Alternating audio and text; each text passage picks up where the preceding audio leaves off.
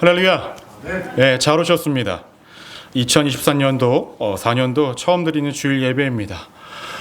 보통 첫 주라고 하면은 뭐 1일, 2일, 3일 뭐 이 정도의 이게 보통 첫 주 예배를 드리곤 하는데 벌써 7일이나 되다 보니까 처음 같지가 않아요. 처음 같지가 않고 이미 2024년도에 여러 번 예배를 드리는 것처럼 느껴집니다.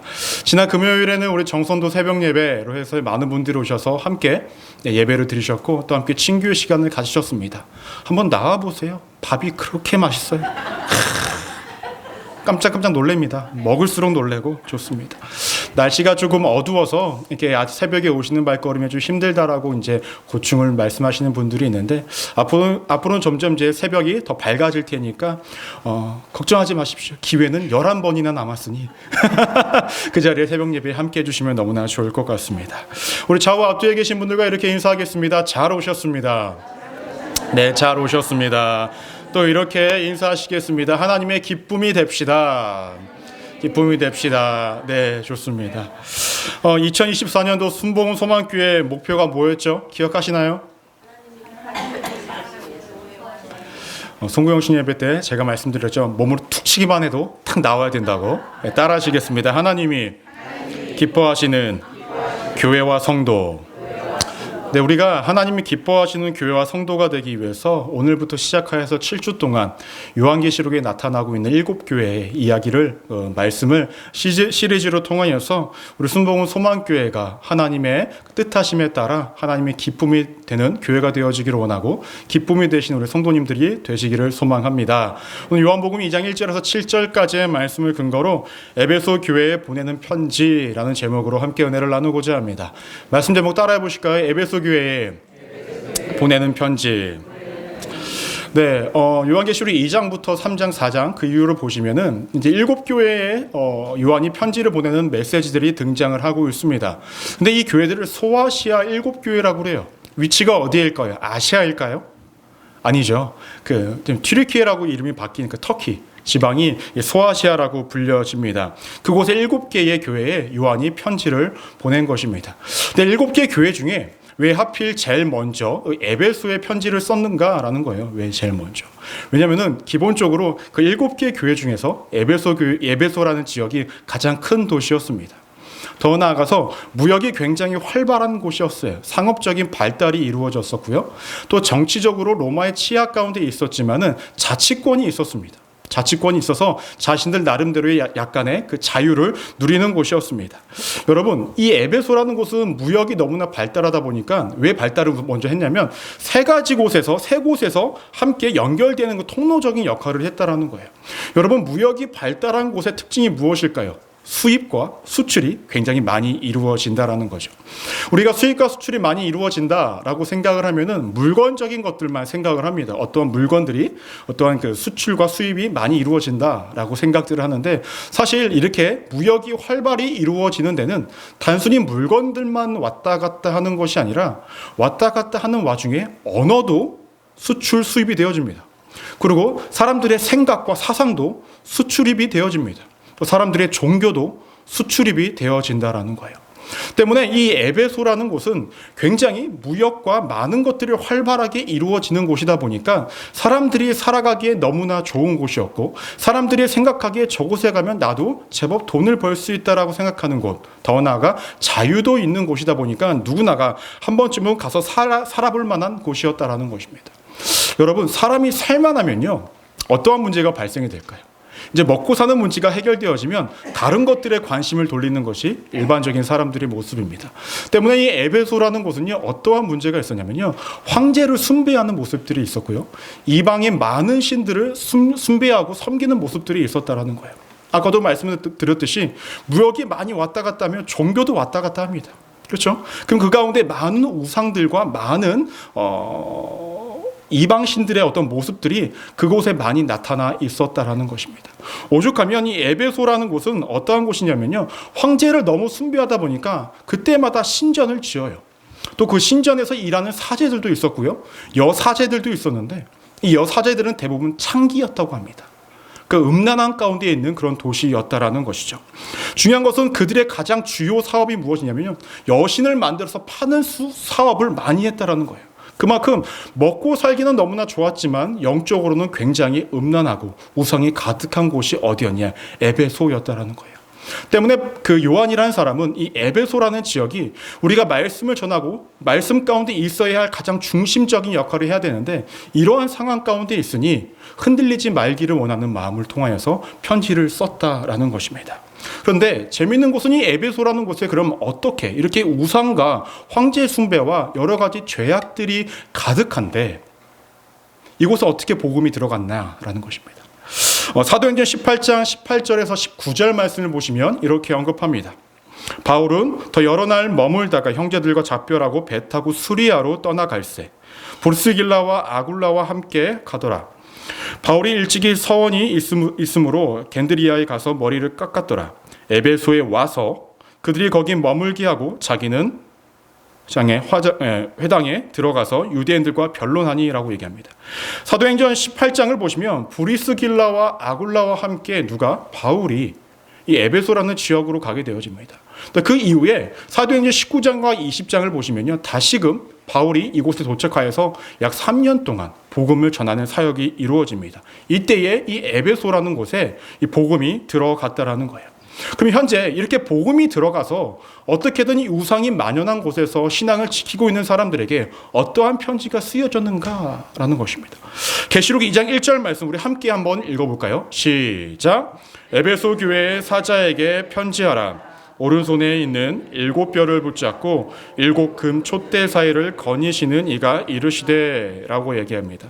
그래서 7뼈는요, 당시에 7명의 각 교회마다 지키고 있던 어떤 영적, 천사와 같은 존재들을 의미합니다. 7금 촛대는, 이 촛대는 무엇을 의미하냐면 교회를 의미합니다. 근데 이 7뼈과 7금 촛대를 거니시는 이가 있대요. 누구시냐면 예수 그리스도를 의미합니다. 그러니까 앞으로 이 7교회에 대해서 많은 말씀들을 하실 텐데 그 모든 말씀을 하시는 분이 누구냐? 예수 그리스도라고 이렇게 이야기를 하고 있다는 거예요. 근데 우리가 여기서 첫 번째로 기억하셔야 될 것이 있습니다. 무엇이냐면 교회는 들으면서 시작되어야 한다는 것입니다. 따라해 볼까요? 교회는 들으면서 시작되어야 합니다. 제가 이러한 말씀을 드리는 이유는 굉장히 심플하고 간단합니다. 앞으로 7교회에 나오는 그 모든 첫 절에 동일하게 등장하는 말이 무엇이냐면요, 뭐뭐 하시는 이가 이르시되라고 얘기합니다. 예수님이 7교회에 대해서 계속 지속적으로 말씀하고 있다는 거예요. 이 말씀을 누가 들어야 합니까? 7교회들이 들어야만 한다라는 것입니다. 여러분, 듣는다라는 것은 너무나 중요한 문제입니다. 우리의 생각을 바꾸기도 하고요, 우리의 삶을 바꾸기도 합니다. 때문에 로마서 10장 17절 말씀을 보시면 이렇게 언급합니다. 함께 읽어볼까요? 시작. 그러므로 믿음은 들음에서 나며 들음은 그리스도의 말씀으로 말미암느니라 라고 얘기를 합니다. 여러분, 그 공부 방법 중에 좋은 공부 방법이 무엇인지 아십니까? 자신이 연구하고자 하는 그것에 대한 그 책에 관련된 것들을 계속 반복적으로 보는 거예요. 그렇죠? 그것을 계속적으로 반복적으로 보다 보면 거기에 생각이 집중되어지고 다른 것들에 관심이 안 가기 때문에 그것에 대한 연구가 더욱더 깊어지고 넓어질 수밖에 없다는 것입니다. 제가 대학원을 다닐 때에 이제 대학원 다닐 때 소논문을 쓰는데요. 소논문에 대해서 이제 쓸 때에 보통 책을 한 10권, 20권 뭐 이렇게 봐서 한 10장에서 12장 정도 페이퍼를 작성을 합니다. 근데 그때에 한 가지 경험한 것이 있습니다. 그 주제에 대해서 제가 논문을 쓸 때에 그거에 관련된 것들을 책만 보다 보니까 다른 것들을 바라볼 때도 그 관점에 따라서 그걸 보게 된다는 거예요. 예를 들어서 제가 창조에 대해서 만약에 그 논문을 쓴다라고 하면은 다른 성경의 본문을 봐도요, 창조와 관련해서 생각을 할 수밖에 없다라는 거예요. 이것이 사람의 생각이라는 것입니다. 때문에 사람이 무엇을 듣는가라는 부분은 너무나 중요한 부분이라는 것입니다. 예전에 제가 한국에서 사역을 했을 때에 춘천이라는 곳에서 사역을 한 적이 있어요. 춘천에 가서 이제 발령을 받고 1년 동안 사역을 한 적이 있었는데 그곳에서 이제 담당했던 부서가 중고등부랑 청년부로 담당했습니다. 근데 청년부 이제 이 지체들과 어디를 갔었냐면 그 춘천에 있는 한 교회 부흥회를 갔습니다. 그 부흥회를 간 이유가 제가 전에 조교로 이제 있을 때에 모시고 있던 교수님이 부흥회 이제 강사로 오신 거예요. 그래서 이제 얼굴도 뵐 겸 해서 이제 청년들을 데리고 같이 갔습니다. 이제 열심히 예배를 드리고 기도를 하고 예배를 마친 후에 청년들이 저에게 이 한마디를 하더라고요. 그때 제가 전도사였거든요. 전도사님, 왜? 이렇게 말하니까 전도사님 똑같아요 라고 얘기해요. 뭐가 똑같아? 저 교수님이 설교하시는 거랑 말하는 방법이 똑같아요 라고 얘기하는 거예요. 그러니까 저도 어느 순간 조교를 하고 그 교수님 곁에 있다 보니까 말하는 방법과 억양과 단어 선택과 뭐 설교하는 어떤 뉘앙스와 방법들이 너무나 닮아버렸다라는 거예요. 사실 저는 모르고 있었거든요. 사실 모르고 있었는데 제가 그렇게 닮아져 있었다라는 것입니다. 때문에 우리가 무엇을 듣는가의 이러한 문제는 너무나 중요한 문제라는 것입니다. 사람이란 존재는요, 무엇이 옳은지 그른지를 판단하기 전에 먼저 듣는 것에 대해 우리가 열려있기 때문에 들음으로 통해서 내 자신이 어느 순간 바뀌어지게 된다라는 것입니다. 여러분, 정말로 우리가 하나님의 뜻 안에서 하나님이 기뻐하시고 하나님 기뻐하시는 교회가 성도님들이 되기 위해서는요, 우리가 하나님의 말씀에 귀를 기울여야 한다라는 것입니다. 제가 여기서 하나님의 말씀을 귀를 기울여야 한다는 것은 단순히 우리가 교회에 나와서 이 시간 설교를 듣는 것, 어떤 성경 공부를 하는 것, 이 정도 수준을 말씀드리는 것이 아닙니다. 여러분, 우리 솔직하게 한번 대답해 주십시오. 여러분, 교회에 있는 시간이 많으십니까? 밖에 있는 시간이 많으십니까? 이런 질문은 하지 말기를 원하시죠. 이런 질문 한 번 더 던져볼까요? 핸드폰 보는 시간이 많으십니까? 아니면 성경 보는 시간이 많으십니까? 이건 저도 대답하기가 조금 힘들어요. 그만큼 우리는 이미 세상 가운데에 하나님의 말씀의 귀가 열려있기보다는 세상의 소리에, 세상의 환경에 우리는 이미 노출되어져 있습니다. 그러면 우리가 어떠한 영향을 더 많이 받게 될까요? 우리가 원하든 우리가 원치 않든 세상의 소리에, 세상의 문화에, 세상의 것들에 우리가 귀가 열려있을 수밖에 없습니다. 그렇게 되다 보면 우린 나름의 신앙을 갖고 있어서 하나님의 뜻대로 살아간다고 이야기를 하지만 어느 순간 하나님의 말씀과 세상의 소리가 섞여짐에 따라 이것이 하나님의 뜻인지 세상의 뜻인지 그것도 구별하지 못한 채 혼합되어져 살아가는 것이 우리들의 모습이라는 것입니다. 여러분, 2024년도 여러분들에게는 좋은 기회입니다. 어떤 기회일까요? 하나님의 말씀에 귀를 기울일 수 있는 기회라는 것입니다. 예배가 많이 있습니다. 성경 공부 시간도 있습니다. 이제 여러분, 아침마다 큐티 보내드리는 거 보고 계시지요? 예, 아침에 시작을 그걸로 시작하시고 또 중간중간에 유튜브로 올라온 설교도 한번 들어보십시오. 가끔 김윤원 목사가 하는 저 설교가 이해가 되지 않는다고 한다면 듣고 들어다 보면 이해가 되지 않겠습니까? 감사합니다. 아멘 해주셔서. 네. 힘이 납니다. 네. 그렇게 하나님의 말씀에 귀를 기울이는 시간에 늘려가셔야 합니다. 그래야만 우리가 세상 가운데에 혼잡해지지 않고 혼합되어지지 않은 온전한 믿음의 모습으로 하나님이 기뻐하시고 하나님이 만족해하시고 하나님이 은혜 주실 만한 사람이 또 하나님 성도가 또 교회가 될 줄로 믿습니다. 우리가 말씀을 연이어서 보시면요, 에베소 말씀에 이제 예수님께서 말씀을 하시는데요, 2절을 보시면 이렇게 언급을 합니다.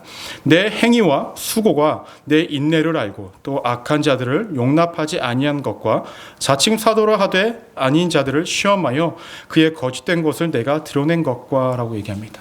당시에 에베소 교회의 성도들에게는 어떠한 존재들이 있었냐면요, 악한 자들이 있었대요. 악한 자들.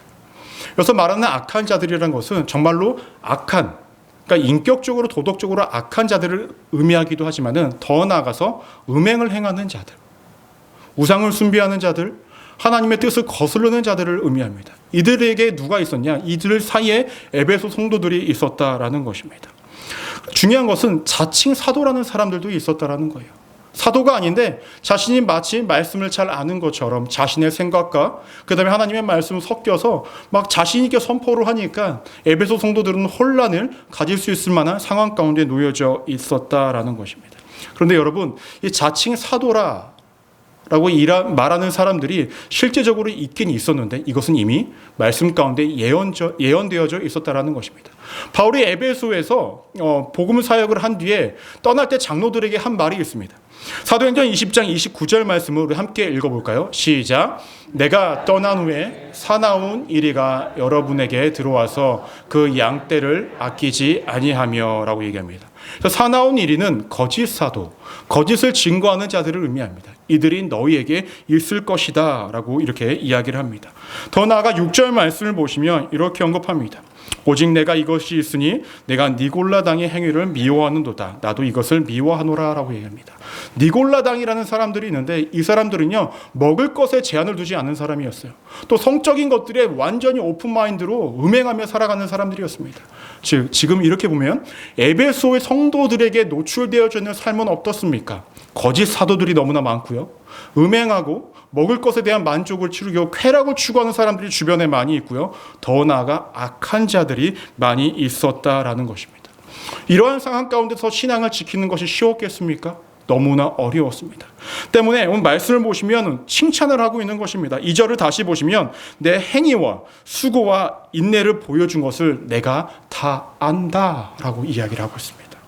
그래서 수고라는 것을 단어를 한번 찾아보니까요, 어떠한 수고인지 아십니까?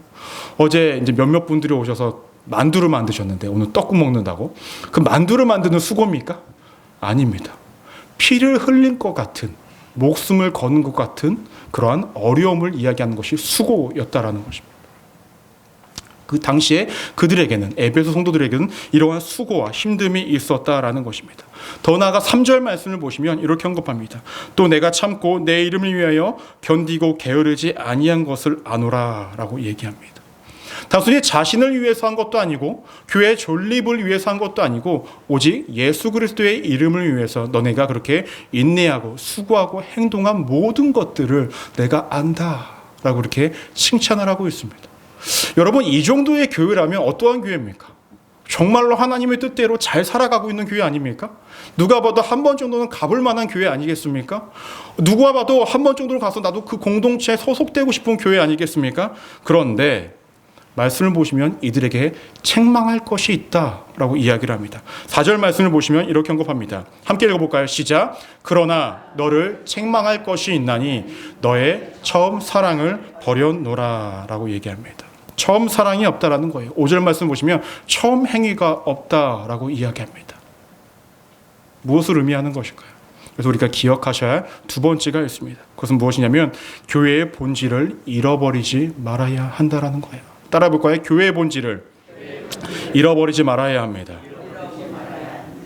여러분, 당시 에베소 성도들은요, 어떻게든 신앙을 지키기 위해서 거짓 선지자들을, 사도들을 배척했습니다. 그들을 구별하여서 그들 가운데 오지 못하게 만들었어요. 더 나아가 어떻게든 자신들의 몸을 희생하고 육체를 희생하고 자신들의 시간을 할애하면서 어떻게든 신앙 안에 거하려고 노력했다라는 거예요. 칭찬받을 일이었다라는 것입니다. 그런데 그들의 그러한 열심 가운데 없었던 한 가지가 있는데 그것이 무엇인지 아십니까? 처음 사랑이라는 거예요. 처음 사랑이라는 것은 하나님을 맨 처음에 믿었을 때, 예수 그리스도를 영접했을 때 가졌던 그 마음, 뜨거움이 어느 순간 사라졌고, 더 나아가 하나님을 사랑하고 이웃을 사랑해야 했던 그 마음들이, 그 사랑의 마음들이 철저하게 사라졌다라는 것입니다. 목사님, 어떻게 그럴 수가 있습니까? 이렇게 희생을 하고 이렇게 노력을 하는데. 간단하게 말씀드리겠습니다. 일만 남은 것입니다. 이해가 되십니까? 교회에서 열심히 무엇인가를 하고 있지만 그들 안의 마음에는 하나님을 향한 사랑이 없습니다. 이웃을 향한 사랑이 없다라는 거예요. 그저 일만 하고 있었다라는 것입니다. 일을 해가면서 나는 신앙을 잘 지키고 있다고 생각을 하면서 살아갔던 것이 에베소 성도들이었다라는 것입니다. 이러한 모습은요, 우리 순봉호 서만교회뿐만 아니라 어느 교회나 너무나 쉽게 일어날 수 있는 거예요. 교회에 많은 행사들이 있고요, 많은 예배들이 있고요, 많은 교육들이 있고요, 이 모든 것들이 이루어지고 있는데 그 교회에 하나님을 향한 사랑이 없을 수가 있어요. 성도들의 서로에 대한 사랑이 없을 수가 있다라는 거예요. 열심은 있지만 자신들을 위한, 자신들의 만족을 위한 어떠한 그런 일들만 남겨진 교회가 당시의 에베소 교회였다라는 것입니다. 여러분, 교회가 이 땅 가운데 존립해야 하는 그 철저한 이유가 무엇입니까? 사랑 때문 아니겠습니까? 그런데 그 사랑이 이 에베소 교회에 없었다라는 것입니다. 요한복음 13장 35절 말씀을 보시면 이렇게 언급합니다. 너희가 서로 사랑하면 이로써 모든 사람이 너희가 내 제자인 줄 알리라 라고 얘기합니다. 예수님께서 하신 말씀입니다. 역으로 말하면 너네에게 사랑이 없다면 너희는 내 제자가 아니다 라고 이렇게 이야기하는 거예요. 더 나아가서 고린도전서 13장 1절 말씀을 보시면 이렇게 언급합니다. 내가 사랑의 방언과 천사의 말을 할지라도 사랑이 없으면 소리나는 구리와 울리는 꽹과리가 되고라고 얘기합니다. 사랑이 없으면 아무런 의미가 없다라고 성경에서 명확하게 말하고 있습니다. 여러분, 많은 교회들이 2024년도가 되면 새해가 되어지면 많은 교회와 교회들의 목표와 목적을 가지고 그 앞으로 나아갑니다. 그런데요, 그 안에 사랑이 없다면 그 목표와 목적과 그 어떠한 방향성 아무 의미가 없다라는 것입니다. 하나님이 기뻐하시는 교회와 성도가 되기 위해서는 우리 안에 기본적으로 갖춰야 될 것이 무엇입니까? 하나님을 향한 사랑, 우리 주변에 우리의 교우들을 향한 사랑, 내 가족들을 향한 사랑, 내 주변의 모든 사람들의 사랑을 우리가 기본적으로 가지고 나아가는 것이 우리의 신앙의 본질이 되어져야 한다라는 것입니다. 우리 순복음 소망교회는 이러했으면 좋겠습니다. 무엇들은 업적을 이루어 나가기 위해 나가기보다는 정말로 하나님을 사랑하는 마음과 내 주변의 모든 사람들을 사랑하는 마음을 기본으로 하여서 우리가 먼저 사랑으로 사람을 손을 잡고 함께 걸어갔으면 좋겠습니다. 혹시 제가 지난주에 드렸던 말씀을 기억하시나요? 교회는 손해보는 곳이라고 말씀을 드렸죠. 이익을 추구하는 곳이 아닙니다. 나누는 곳이고 베푸는 곳이고, 때로는 좀 뒤처진 분을 우리가 다시금 돌아가서 손을 잡아주고 함께 다시금 걸어가는 곳이 교회라는 곳입니다. 여러분, 그러한 행동을 할 수 있는 것은 무엇입니까? 사랑이 기본적으로 있어야 된다는 거예요. 우리 2024년도 정말로 사랑이 넘치는 교회가 되어지기를 소망합니다. 여러분, 내 안에 오랜 시간 동안 하나님을 믿어와서 어느 순간 하나님을 향한 그 뜨거운 열정과 뜨거운 사랑이 어느 순간 잊혀져 버린 건 아니십니까? 내가 권사로서, 집사로서, 안수집사로서, 전 또 목사로서 주어진 모든 예배를 준비하고 친구의 자리를 마련하고 함께하고 있는데 어느 순간 그 일들만 남았고 내 안에 사랑이 없어진 건 아닌 건 아닌지 모르겠습니다. 우리가 오늘 이 시간부터 하나님, 어떠한 사명을 감당하기 전에 내 안에 사랑을 회복시켜달라는 그 간절한 고백이 우리 성도님들의 입술 가운데 있기를 주님의 이름으로 축원합니다. 말씀을 연이어서 보시면 7절 말씀을 보시면 이렇게 언급합니다. 귀 있는 자는 성령이 교회들에게 하시는 말씀을 들을지어다. 이기는 그에게는 내가 하나님의 낙원에 있는 생명나무의 열매를 주어 먹게 하리라 라고 얘기합니다. 그래서 말씀을 자세히 보시면 교회라고 말을 하지 않고 교회들이라고 이야기합니다. 지금까지 말씀을 나눴던 이 모든 말씀들은 한 에베소 교회에만 적용이 되는 것이 아니라 모든 교회들에게 적용이 되는 말씀이라는 거예요. 즉, 이것들을 너네가 지키고 행하며 살아간다면, 그렇게 너희들의 사명을 감당한다고 한다면 낙원에 있는 생명나무의 열매를 먹게 하겠다 라고 이렇게 말씀하고 있습니다. 창세기 2장 9절 말씀을 보시면 이렇게 언급되어집니다. 여호와 하나님이 그 땅에 보기에 아름답고 먹기에 좋은 나무가 나게 하시니 동산 가운데에 있는 생명나무와 선악을 알게 하는 나무도 있더라 라고 얘기합니다. 그래서 생명나무, 아까 요한계시록에서 읽었던 그 생명나무가 에덴 동산에 있던 생명나무와 같은 나무입니다. 즉, 아담과 하와가 죄악을 지음으로 통하여서 더 이상 이 나무에 범접할 수 없고 근처에 갈 수 없는 상황 가운데 되었지만, 우리가 이 땅 가운데서 주님의 말씀을 끝까지 붙잡고 살아간다고 한다면 우리에게는 낙원에 있는 생명나무의 열매가 예비되어져 있다라고 성경에서는 이야기하는 것입니다. 그래서 우리가 마지막으로 기억하셔야 될 것은 모든 교회에는 하나님의 선물이 예비되어져 있다는 것입니다. 따라해 볼까요? 모든 교회에는 하나님의 선물이 예비되어져 있습니다. 여러분, 하나님은요, 예비하셨습니다. 우리를 고되게 힘들게 어렵게 만들기 위해서 예비하신 것이 아니라 이미 우리에게는 낙원에 있는 그 생명나무가 예비되어져 있다는 것입니다. 믿으십니까? 우리 가슴에 이렇게 손을 얹고 한번 스스로 고백해 볼까요? 나에게는 생명나무의 열매가 예비되어져 있습니다. 예, 믿으십니까? 예, 예비되어져 있습니다. 그런데 우리가 해야 될 것은 무엇이냐? 주의 뜻을 기억하면서 살아가야 한다는 것입니다. 여러분, 우리에게는 일이 남겨진 것이 아니라 사랑이 남겨진 삶입니다. 믿으십니까? 때문에 오늘 말씀 5절 말씀을 보시면 이렇게 언급합니다. 만일 그리하지 아니하고 회개하지 아니하면 내가 내게 가서 내 촛대를 그 자리에서 옮기리라 라고 얘기합니다. 여러분, 기회는 우리에게 이미 주어졌습니다. 회복할 기회, 돌아갈 기회, 다시금 우리가 온전히 주의 그리스도의 사랑을 품고 세상 가운데 나아갈 기회는 우리에게 주어졌다라는 거예요. 그런데 그 기회를 우리가 붙잡지 못하고 살아간다고 한다면, 우리 나름대로의 열심만 가지고 살아간다고 한다면, 일만 남겨진 내 사역과 삶과 교회가 되어진다고 한다면 그 촛대를 그 자리에서 옮기시겠다라고 얘기합니다. 주의 영을 그 교회에서 옮겨버리시겠다라는 것입니다. 더 이상 사명이 없는 교회가 되게 하겠다라는 거예요. 여러분, 사명이 없는 교회가 무슨 의미가 있겠습니까? 여러분, 성경에서 보시면은 우리의 몸은 무엇이라고 이야기합니까? 성전이라고 이야기합니다. 여러분들에게 사명이 없는 삶이라고 한다면 여러분들의 삶에 어떤 의미가 있는가라는 것입니다. 말씀을 정리하고자 합니다. 여러분, 에베소 교회에 보내는 편지에 그 메시지는 명확했습니다. 너네가 현재 견디고 인내하고 참고 수고하는 모든 것들의 칭찬은 내가 아끼지 않는다.